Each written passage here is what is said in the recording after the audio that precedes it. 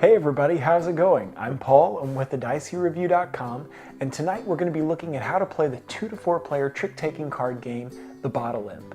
This card game is being re-released by Stronghold Games in the US and lautapelit. The Bottle Imp comes with 3 overview cards, and then 36 playing cards, and these cards are numbered consecutively 1 through 18 as you can see on the top, and then 20 through 37 as you can see on the bottom. Now the number 19 is missing from this sequence, and that's because the start price card is the number 19. We'll explain what that means in a little bit. And the game also comes with 1 wooden bottle token. At the beginning of the game, 1 player will be chosen at random to be the dealer. After that, at the start of each round, you'll follow these steps to set up. The start price card, which is the number 19 card you see here, is placed in the middle of the table and the bottle is placed on top. The overview cards are placed so that each player can see them easily. After thoroughly shuffling the deck of cards, the dealer will deal cards to the players until they each have an equal amount. So in our 3-player example here, each player will receive 12 cards. After the cards have been dealt to all of the players, each player will pick up their hand of cards. And after that, you're ready to start playing the round. Now, it's recommended by the designer that you don't sort the cards by number in your hand. You don't want to give away what you have to your opponents. Before the first turns of each round, the players will all place 1 card face down underneath the start price card. These cards are known as the Imp's Trick, and we'll explain what that means at the end of the round. No player can look at these face down cards. Then each player will exchange 2 cards with their neighbors. They'll start by passing a card face down to the player to their left, and then they'll pass a card face down to the player to their right. After everyone has been passed their 2 cards, they will all add these 2 cards to their hand, and then we're ready to start playing the game. The player to the left of the dealer begins by playing a card face up from their hand. Then, in clockwise order, each player will play 1 card in front of them. If possible, they have to play the same color. So for instance, since this player led with a blue card, the player in clockwise direction would then have to play a blue card if possible. If this player didn't have a blue card, they could play any color. So let's say for instance that this player didn't have a blue card. They might choose to play this red 26. That would be legal since they don't have a blue card to play. After all players have played 1 card, the winner of the trick is determined. This can be determined in one of 2 ways. We'll look at the first now. If all of the cards played were higher than the price card, then the person who played the highest card wins the trick. The winning player takes all of the face-up played cards and places them in a face-down stack near their play area. The player who won the trick would then start the next trick.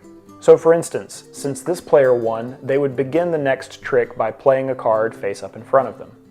Let's say they wanted to play this yellow 15. The next player in turn order may choose to play this yellow 5.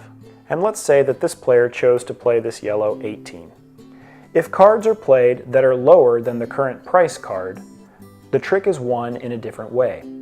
If all of the played cards are lower than the current price, the player who played the highest card, or the player who was closest to the current price, wins the trick.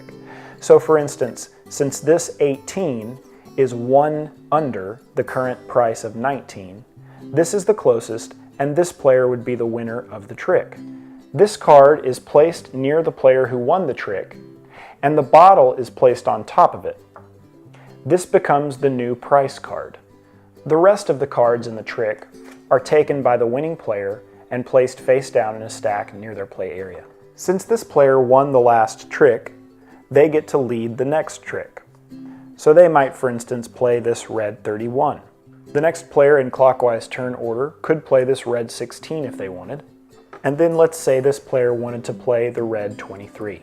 If only one of the played cards is lower than the current price card, the player who played this card will win the trick and the bottle imp, which means that this bottle token would be moved to this card and placed in front of this player. This 16 would become the new price card. The player who lost the bottle token would then turn this card face down and add it to their scoring stack. Even though this card was the highest played, since there was 1 card that was played lower than the current price card, this player would win the trick. they would take these two cards and add them to their scoring stack. Play will continue in this way until all of the cards have been played from the player's hands.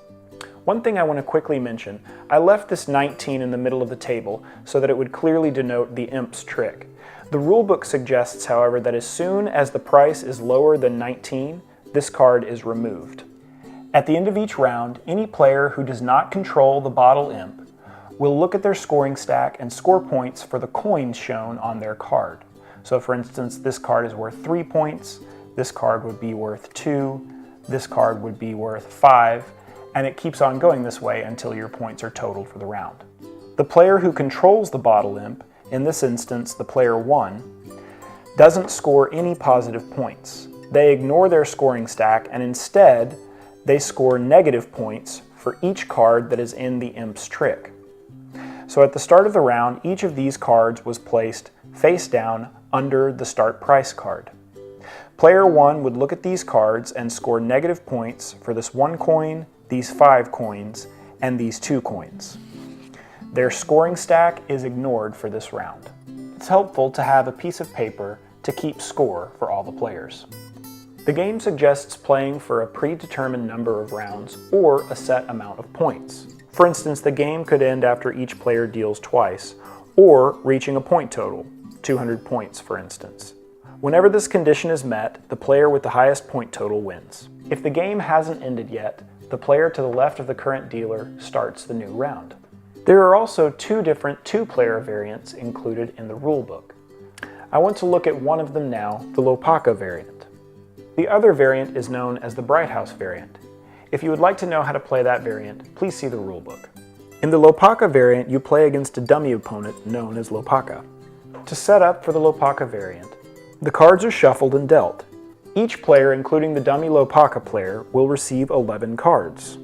After each player, including the dummy player, are dealt a hand of 11 cards, the remaining 3 cards are placed face down under the price card as the imp's trick. Both players will pass a card to each other simultaneously, 1 card. No cards are added to the imp's trick or passed to the dummy player.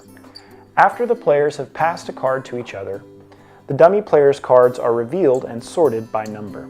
The player to the left of the dealer begins. So for instance, this player could play a red 36. On the dummy player's turn, the dummy player will examine the current trick and play a card. The dummy player still has to follow the rules of playing the same color if possible.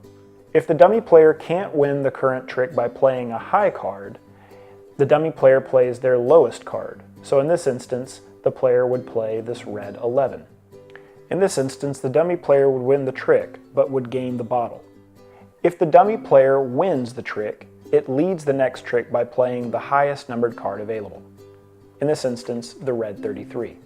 If the dummy player can possibly win the trick, it wins by playing the highest numbered card that still permits it to win. So for instance, this card would be played in this example. The dummy player would win this trick by playing this 22. Other than this procedure, everything else remains the same as in a 3 or 4 player game. Alright everybody, thanks so much for watching. That was our video. We hope that it was helpful and we hope that it was informative. If you still have questions about how to play the game, please leave a comment below or send an email to thedicey@gmail.com. If you want to hear more from the Dicey Review, you can check out the Dicey Review podcast. It's on iTunes, Stitcher, or Tuned In. You can also read our written reviews over at our website, thedicey.review.com, or connect with us at our guild at Board Game Geek. Just go to Miscellaneous, Guilds, Podcasts, and then search for the Dicey Review. Thanks so much for watching. Until next time, we'll see you at the table.